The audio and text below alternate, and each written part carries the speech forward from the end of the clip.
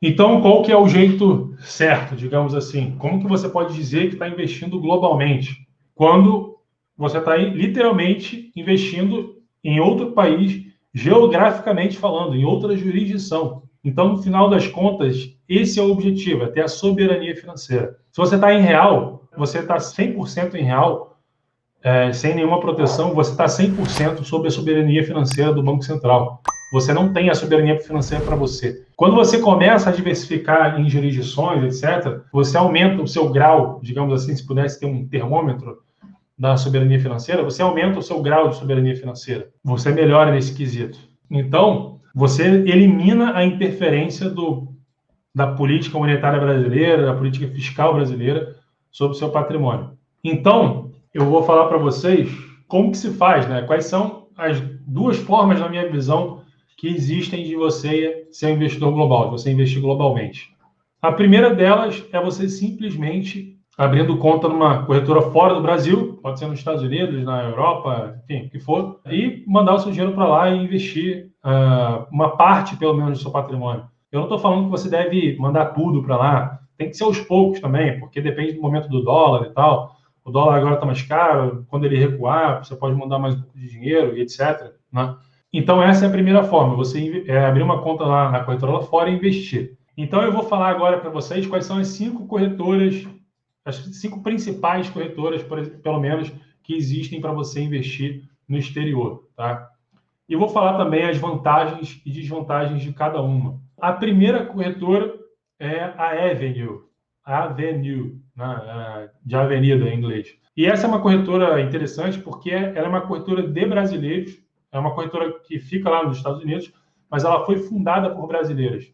E como ela foi fundada por brasileiros, o core business dela, o objetivo principal da corretora, era oferecer o serviço para o mercado brasileiro. Então, é de brasileiros para brasileiros. Tá?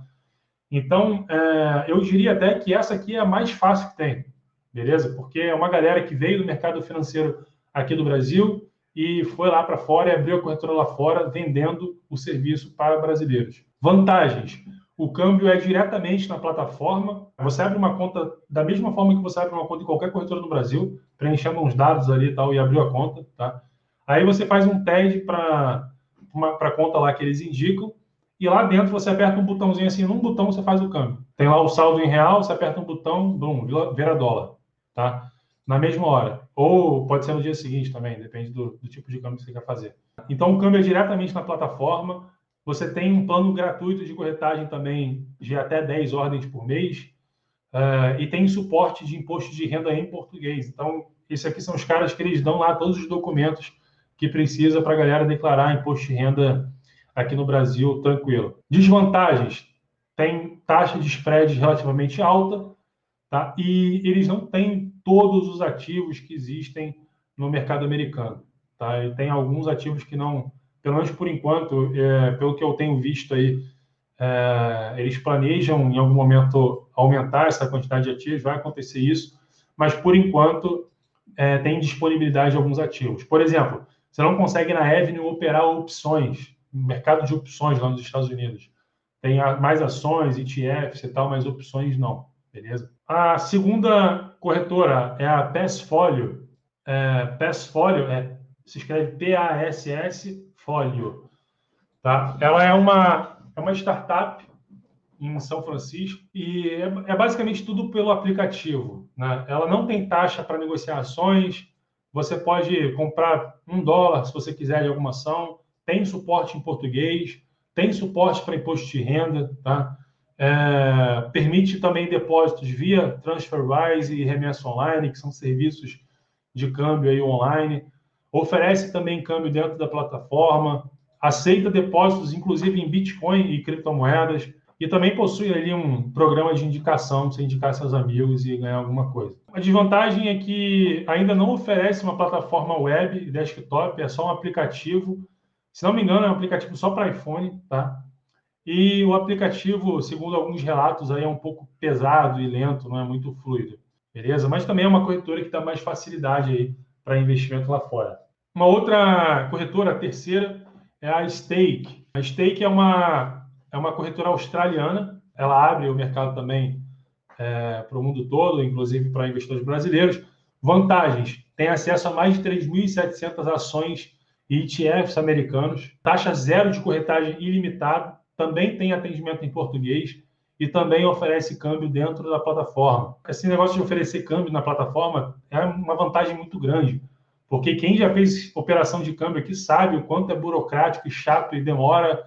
Pô, você tem que ir lá no banco ou na corretora, enfim, e preencher um monte de papelada e aí faz a remessa, né? É uma coisa meio chata e demorada. Aí demora lá, faz um Swift, demora para chegar em outro lugar. Então, aqui o câmbio na plataforma agiliza muito o processo, tá? Desvantagens da stake: poucas informações disponíveis sobre as empresas. Outras, como a Avenue, por exemplo, tem uma área de análises ali e tudo mais. E não tem informação de suporte para imposto de renda aqui no Brasil, beleza? Essa foi a terceira, stake. A quarta é a TD Ameritrade, que é uma corretora do mesmo grupo, a mesma empresa da Charles Schwab. Para quem não conhece, a Schwab é uma corretora, talvez uma das mais antigas corretoras americanas, mais tradicionais. Vantagens: não tem mínimo para abrir uma conta lá, assim como outras também que eu citei. Não tem taxa de custódia, tem zero corretagem para stocks, né, que é basicamente rates e ETFs e tal. Atendimento 24 horas. Tem também atendimento por redes sociais, tá?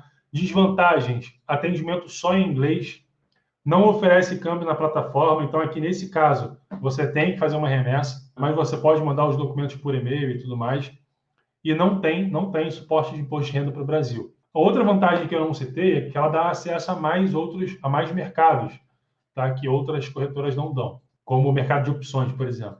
A quinta corretora, que também muitos brasileiros investem, é a Interactive Brokers, que é bem conhecida também aqui no Brasil. Interactive Brokers é uma corretora da década de 70, ela talvez não seja tão antiga assim quanto a Schwab, mas é uma das maiores corretoras americanas. Ela também tem vantagem assim, de ter planos sem taxas, tem acesso a mais de 135 mercados globais e 33 países. Ou seja, ela não dá acesso somente para o mercado americano, tá? Mas também para mais de 33 países. Então, isso tem uma grande vantagem de mais internacionalização ainda. Você não ficar preso só dentro da jurisdição do dólar, do mercado americano, mas também na Europa, na Ásia, enfim, onde você quiser. Desvantagens: não oferece câmbio na plataforma, assim como a Ameritrade. O processo pode ser um pouco burocrático para abertura de conta. Você tem que abrir conta, fazer uma remessa lá para a sua conta lá, né? Atendimento só em inglês e espanhol e não tem suporte, assim como a Ameritrade, para imposto de renda no Brasil. Essas corretoras mais americanas, assim, mais tradicionais, elas não têm esse suporte, beleza? Vou repassar os nomes. Avenue, que é a primeira corretora que eu citei, de brasileiros, para brasileiros, né, digamos assim, fundada por brasileiros, galera do mercado financeiro aqui no Brasil, que foi lá para fora e abriu a Avenue para oferecer o serviço para o mercado brasileiro. A Tesfolio, que é uma startup que também abre o mercado para vários países, inclusive para o Brasil. Stake, que é uma corretora australiana também, que dá mais facilidade, é tranquilo, tem câmbio na plataforma e também é fácil de abrir conta lá. E as outras duas que tem mais alternativas de investimentos dentro, mas é mais burocrático, um pouco mais difícil o câmbio e tudo mais para você mandar para lá, que é a Ameritrade, que é do mesmo grupo da Schwab, e a Interactive Brokers, tá? Que é uma das maiores corretoras americanas. Então, essas são as corretoras. E eu tinha dito que existiam duas formas de você se tornar um investidor global. Essa é uma forma, você abrir uma conta lá e ir lá investir. E a segunda forma é você investir através da criptoeconomia. Porque as criptomoedas em geral, a maioria pelo menos, mas vamos falar do Bitcoin, a principal criptomoeda, é uma moeda global. O Bitcoin não é de nenhum país, ele não está em nenhum país, é uma moeda global. Então, a partir do momento que você compra Bitcoin e manda esses Bitcoins para a sua wallet, para a sua carteira, que a chave privada fica com você, isso significa que agora esse Bitcoin já é do mundo, digamos assim. Ele está fora da jurisdição brasileira. Então, você também se protege contra a inflação brasileira, porque, em geral, as principais cotações de Bitcoin estão atreladas ao dólar, mas você também se protege contra a inflação do dólar, porque o Bitcoin é escasso, né, e ele tem se valorizado também diante do dólar. Então, ou seja, é uma outra forma também bem interessante de você internacionalizar e se tornar um investidor global também, beleza? Através da criptoeconomia. Então, eu já falei muito aqui de criptomoedas e podem existir vários investimentos aqui dentro do mundo de criptomoedas que não são só você simplesmente ir lá e comprar criptomoeda, Bitcoin, Ethereum e Cardano e Monero e não sei o quê, mas, por exemplo, investir em mineração, em stake, em coisas relacionadas ao mundo da criptoeconomia.